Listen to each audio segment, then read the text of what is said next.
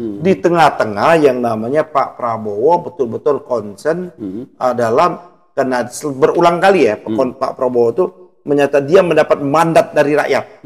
Maka kita harus mengabdikan diri kepada rakyat untuk kepentingan rakyat, semuanya untuk rakyat semua. Seperti itu dia kemukakan. Bahkan meminta seluruh jajaran pemerintah dari pusat sampai ke daerah jangan menyusahkan rakyat. Kebijakan Bahlil yang sekarang itu justru mensubordinasi. Betul. Bahlil melakukan pembangkangan kepada Prabowo. Prabowo. Jangan-jangan dia ada hidden agenda.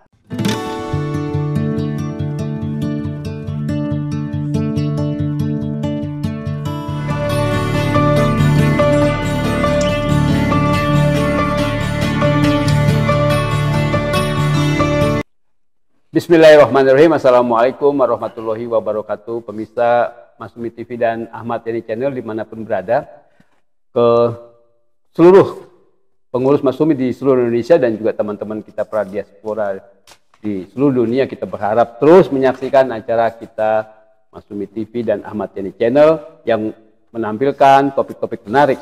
Ya, kita akan membahas sore hari ini tentang gas yang katanya langka gitu ya, kemudian berakibat juga adanya korban meninggal dunia seorang ibu ya di Tangerang Selatan. Tapi kita ketahui bahwa ini kelihatannya ada upaya gitu, seperti upaya mengembosi kebijakan Prabowo. Bahlil dalam hal ini sebagai Menteri SDM itu ngambil kebijakan sendiri kelihatannya agaknya gitu, yang kemudian baru pagi hari ini ya dianulir lah gitu oleh Presiden Prabowo melalui Dasko, Wakil Ketua DPR RI. Kemudian kita ketahui bahwa ini sebetulnya ada masalah-masalah yang sangat rumit gitu ya, kalau misalnya kita bicara masalah BUMN terutama terkait dengan Pertamina gitu, karena konon kabarnya ini terkait pengecer yang susah untuk dikontrol oleh pangkalan-pangkalan gas. Itu yang kononnya seperti itu gitu, pengecer ini susah untuk dihukum kalau misalnya ada pelanggaran-pelanggaran dalam hal distribusi penjualan gas. Itu yang membuat kebijakan yang dibuat oleh Bahlil yang kemudian istilahnya dianulir oleh Prabowo. Nah, untuk bahas ini kita akan mendengarkan bagaimana uraian Pak Ketua Umum Partai Masumi, Bapak Dr. Ahmad Yani SAM. Assalamualaikum. Waalaikumsalam warahmatullahi wabarakatuh. Masalah gas ini. Ya, ini kan sesungguhnya Mbak Eri harus kita lihat kan, tidak hanya kita lihat dari ujungnya. Ya kan, ini kan ujungnya adalah gas LPG 3 kilo itu ujung. Tapi kan harus kita lihat menyangkut masalah kebijakan pemerintah bagaimana mengelola yang namanya gas, minyak dan lain sebagainya. Yang ini diberikan oleh negara melalui perusahaan yang namanya Pertamina, BUMN kita kan. Dan kalau kita mau melihat bahwa ini memang pola yang selalu dilakukan oleh para neokapitalisme seperti ini. Kan kita tidak tahu sesungguhnya berapa produksi ya kan minyak gas kita adalah seperti itu. Saya pernah menjadi anggota DPR pun juga kadang-kadang tidak tahu. Ini agak misterius juga Pertamina ini seperti itu. Nah, kalau kita menyangkut masalah gas ini kan kita ini berlimpah masalah gas ini. Sesungguhnya melimpah ya. Berlimpah. Ini kan ibarat pepatah kita ini ayam mati di lubung padi. Ini ayam mati di lubung padi ini. Betul. Dan bahkan kita menjual gas, kita pernah menjual gas kita, gas Tangguh pada waktu itu, sangat murah sekali dengan China kan. China, betul. Di kampung saya penghasil gas juga, Sumatera Selatan itu. Ya, kan? Di mana kita banyak menghasilkan gas, tapi kita tidak mau tahu berapa sesungguhnya produksi kita, berapa sesungguhnya impor kita seperti itu, dan lain sebagainya seperti itu Pak Eri. Nah, yang ini pada waktu itu saya kira penting apa yang dikemukakan oleh Pak Twi Kiangi pada waktu saya di DPR, pada waktu kita menolak kenaikan ya kan BBM. Ini kita belum masuk ke gas nih. Karena dahulu pada masih periode-periode kita nggak bisa pemerintah itu semau-maunya menaikkan BBM, dia harus mendapat persetujuan DPR. Tapi sekarang kan diturunkan. Kebijakan naikkan BBM dan lain sebagainya termasuk gas ini diturunkan derajatnya cukup di level menteri tanpa harus mendapat persetujuan DPR. Itu regulasi yang dirubah sedemikian rupa, terutama oleh zamannya Jokowi. Dan yang lebih fatal lagi, DPR menyetujui. Padahal itu menjadi penting. Setiap yang membebankan rakyat, kebijakan apapun yang membebankan rakyat, menambah beban bagi rakyat, harus mendapat persetujuan rakyat. Dan oleh karenanya harus mendapat persetujuan DPR. Kan tidak mungkin kita melakukan referendum terus kan minta persetujuan itu kan tidak mungkin. Maka itu digunakan perwakilan rakyat seperti itu. Nah, kita tahu juga munculnya gas LPG atau gas melon. Ini kan zamannya pada waktu itu masih zamannya periodisasi pertama SBY JK. Jadi ini kan menggantikan yang namanya minyak tanah. Ya, minyak tanah ya kan karena dianggap pemborosan subsidinya terlalu besar, maka dikonversi minyak tanah menjadi gas LPG 3 kilo atau gas melon ini, tabung melon, dan diberikan cuma-cuma pada waktu itu, memberikan insentif agar rakyat merubah pola dari menggunakan minyak tanah menjadi gas. Karena pada waktu itu statement pemerintah, kan pemerintah itu kan artinya negara ya, bahwa dengan dipindahkannya atau dikonversinya dari minyak tanah menjadi gas, maka kesediaan gas kita luar biasa dan akan memudahkan rakyat dan mempermurah. Sehingga daya beli rakyat tidak terbebani. Betul. Nah, akhirnya akan berubahlah. Ini sama juga polanya Pak Eri. Tak kalah premium mau dihapuskan. Ini sesungguhnya mau mencabut subsidi. Kan premium belum disubsidi. Betul. Supaya dicabut subsidinya itu, tapi rakyat tidak merasakan, maka dihilangkan jenis premium itu. Diganti Pertalite. Sekarang Pertalite pun sudah mulai dibatasi. Beli dengan barcode. Bahkan mau dihapus. Jadi pertama diserahkan dengan mekanisme pasar harga seperti itu. Tapi lucunya mekanisme pasar tak kalah harga minyak dunia turun, kita naik. Kita tetap paling tidak tidak pernah mau turun juga. Jadi tidak juga ikutin mekanisme pasar seperti itu. Kalau jadi ini memang kita tidak pernah melakukan audit menyeluruh terhadap Pertamina. Ini persoalannya. Itu yang kalau kata mereka merugi, tapi mereka mendapat tantim, mendapat bonus terus-menerus. Para direksi dan komisaris dan pegawainya. Betul. Kehidupan mereka kan mewah-mewah Pertamina seperti itu. Tapi semuanya harus dibebankan kepada rakyat. Itu yang menurut saya menjadi tidak adil seperti itu. Ini kan adalah bumi kita, hasil bumi kita, minyak, gas, dan lain sebagainya. Harusnya kan menurut undang-undang dasar kita, konstitusi kita digunakan seluas-luasnya, sebesar-besarnya untuk rakyat. Rakyat. Kalau misalnya, kalau kita kembali pada gas 3 LPG ini, seharusnya memang malah zamannya Belanda, Pak Eri. Karena kan penghasil gas kita. Tidak perlu ada yang namanya gas melon ini. Langsung disalurkan ke rumah-rumah. Kita di Jakarta ada. Di Menteng itu masih ada peninggalan Belanda. Sampai sekarang masih ada. Rakyat gasnya itu adalah saluran yang pipa gas seperti itu. Kayak air gitu ya. Iya, sehingga jauh lebih murah. Kenapa tidak pola itu yang digunakan? Kenapa Menteng? Kenapa tidak di dekat rumah saya? Contohnya adalah di belakang Basura. Seperti itu. Itu kan daerah kumuh. Atau daerah Rawamangun, atau daerah sana yang Kemayoran itu daerah Pulau Gadung. Pulau Gadung. Ada yang bukan ke dekat di seberang Sunter, Pademangan. Banyak dan lain sebagainya seperti itu. Nah, tapi kan pemerintah belum mengambil kebijakan yang ke arah sana. Nah, di tengah-tengah rakyat mengalami kesusahan sekarang kan rakyat susah. Kan tidak mungkin lagi cari minyak tanah, nggak ada. Jadi kan gas 3 kilo ini menjadi kebutuhan primer. Hampir rata-rata menggunakan gas itu adalah golongan menengah ke bawah. Atau pedagang-pedagang, pedagang bakso, pedagang apalah, pedagang ya makanan seperti itu. Dia menggunakan gas melon ini seperti itu. Dan mereka biasa ketemu itu adalah tidak ke agen. Karena akan repot lagi mereka ke agen. Maka perantaranya itulah disebut pengecer tadi, Pak Eri. Pengecer inilah yang menghubungkan itu. Mereka bisa datang dari pintu ke pintu dan lain sebagainya. Menurut saya itu membantu jalur distribusi. Dan negara nggak keluar uang. Dengan pengecer itu kan negara nggak keluar uang. Kan distribusi itu sampai ke rakyat. Iya, masalahnya kan gitu nih.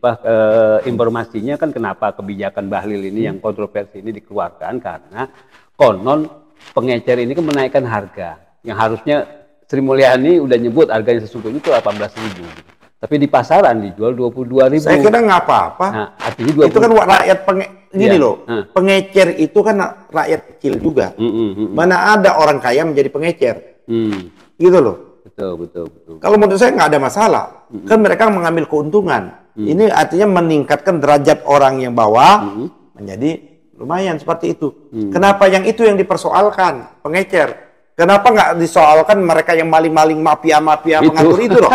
Yang nabok lebih besar. Yang kecil-kecil malah dipersoalkan. Yang dipersoalkan selalu saja yang disalahkan adalah rakyat kecil pengecer.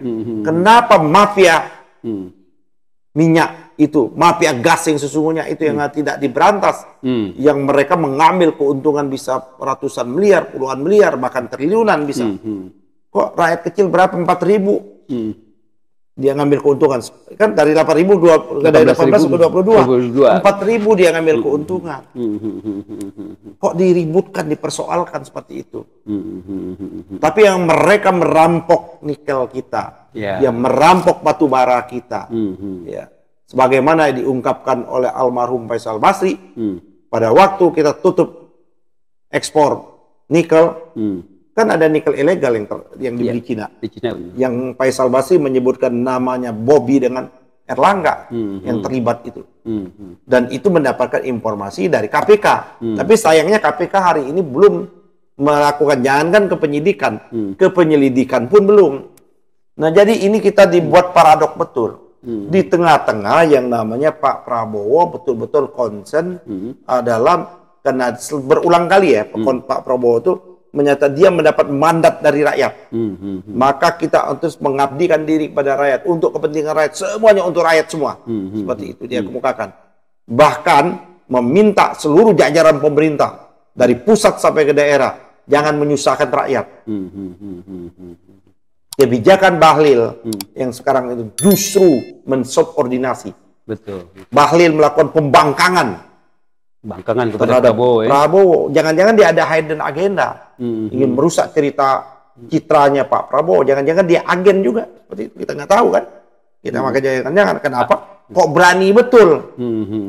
Dan dia menyatakan kebijakan Pak Presiden hari ini kan terbantahkan. Iya, Presiden malah. Dan saya nggak yakin Pak Prabowo itu concern dia betul-betul untuk rakyat. Kalau demi rakyat dia bisa melakukan segala-galanya. Apalagi ini sudah merenggut nyawa Pak Eri. Betul. Akibat kebijakannya Bahlil. Kalau di Jepang dan di negara-negara maju, Bahlil ini udah mundur dari menteri. Itu. Harusnya kalau dia nggak mundur, saya kira sudah selayaknya lah Pak Prabowo meresapel dia. Ini daftar orang pertama menurut saya harus diresapel. Iya. Kalau Pertamina juga konon kabarnya kalau makanya Bahlil keluarkan ini karena kalau misalnya pengecer-pengecernya begitu ya, artinya pertama menaikkan harga yang terlalu tinggi atau misalnya atau apa, nggak ada yang ngontrol gitu, nggak ada yang ngontrol, artinya nggak ada hukuman untuk itu kan argumentasi aja Pak Eri. Rakyat kecil jangan dihukum, dicari-cari, selalu dibebankan. Itu argumentasi yang dilakukan oleh mereka melemparkan tanggung jawab. Kalau mereka ada kontrol, mereka dilakukan dididik dong. Ini kan rakyat kecil juga yang pengecer ini. Jadi jangan berulang kali menyatakan bahwa argumentasi mereka untuk tidak pengecer ini karena pengecer ini mencari keuntungan, tidak bisa dikontrol. Gampang rakyat ini dikontrol. Justru yang tidak bisa kita sentuh itu ada para mafia di migas itu. Kenapa mereka? Saya tahu, yakin Bahlil tahu kok siapa pemain migas, saya juga tahu. Orang itu jarang di Indonesia. Di Singapura, dia mengatur semua impor, ya kan? Impor minyak kita masuk ini, dia nggak tersentuh itu ya? Tidak tersentuh sama sekali. Bahkan zamannya pada waktu yang mulai diungkit, mulai dibuka oleh Sudirman Said bersama Said Didu, waktu Sudirman Said menjadi menteri itu, ya kan? Dia membubarkan dan sebagainya, keplanting malah justru betapa kuatnya mafia itu seperti itu, Pak Eri. Betul. Kok yang dipersoalkan lagi-lagi yang kecil-kecil ini rakyat kecil lagi dong. Iya. Kalau balik ke soal Bahlil yang konon kabarnya tadi katanya ada restu presiden, ternyata presiden nggak merestui kan? Berarti dia menjatut nama presiden. Nah itu maksudnya. Dia menjatut nama presiden, menjual nama presiden. Hari ini seharusnya dia mundur. Malu harusnya ya. Malu. Nggak ini ya. Gitu. Iya. Atau Pak Prabowo ambil tindakan tegas karena dia sudah mencatut. Kan sudah nampak melakukan pembangkangan. Kita masih ingat nggak waktu rapat kabinet pertama? Iya kan? Dia salah sama Prabowo biasa aja. Ke Gibran dia sujud kan. Luar biasa itu. Makanya kan dia masih menganggap bahwa presiden ini Jokowi kali. Seperti itu. Dan jangan ini ada cawe-cawe Jokowi juga. Kita nggak tahu, oleh karena itu menurut saya ini bisa aparat penegak hukum masuk dengan proses masalah LPG 3 kilo ini atau istilahnya melon, LPG melon seperti itu loh. LPG melon ini bisa kita tahu jangan-jangan ada permainan lagi. Kalau mau diselidik bisa juga siapa yang menjadi apa namanya pemasok tabung. Itu jauh lebih besar. Siapa yang menjadi pemasok tabung 3 kilo itu harusnya diusut. Berapa harga sesungguhnya itu? Jangan urusannya pengecer ini dong yang dipersoalkan. Tabung melon itu siapa pemasoknya, harganya berapa, apa betul yang menjadi harga sesungguhnya seperti itu. Ya, itu yang harusnya aparat penegak hukum masuk. Harusnya gitu ya, enggak seperti yang. Jadi ini kan sudah merenggut nyawa ya. Ini bukan jumlahnya Pak Eri, tapi kebijakan ini sudah berdampak dan merenggut nyawa. Untung cepat responnya kan dihentikan. Antrian panjangnya juga tuh. Lihat luar biasa. Ini kalau pengecer nggak ada, bagaimana rakyat mau beli?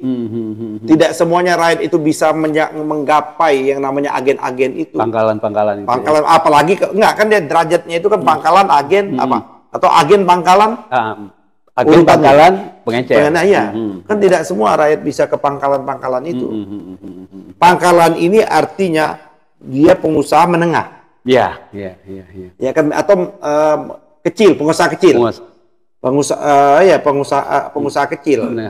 Itu pengusaha kecil kalau yang namanya pangkalan. Itu dibawa ke pengecer udah sangat bawah lagi, betul seperti itu Pak Eri. Iya. Oke. Terima kasih Pak Ketua Umum. Jadi kesimpulannya kita Pak Eri, jelas kebijakan Bahlil ini walaupun telah dibatalkan, telah membawa korban. Dan itu harus diminta pertanggungjawaban. Salah satu moral pertanggungjawabannya Bahlil sudah selayaknya dia mundur dari Menteri SDM. Atau harus siap-siap di resapel ya? Ya, resapel itu malu kalau menurut saya. Malu ya malah.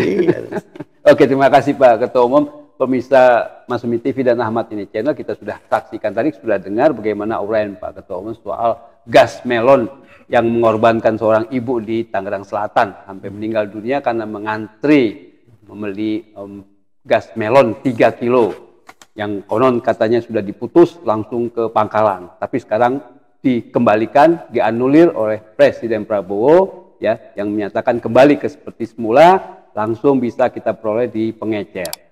Terima kasih atas perhatian pemirsa sekalian. Billahi taufiq wal hidayah. Wassalamualaikum warahmatullahi wabarakatuh.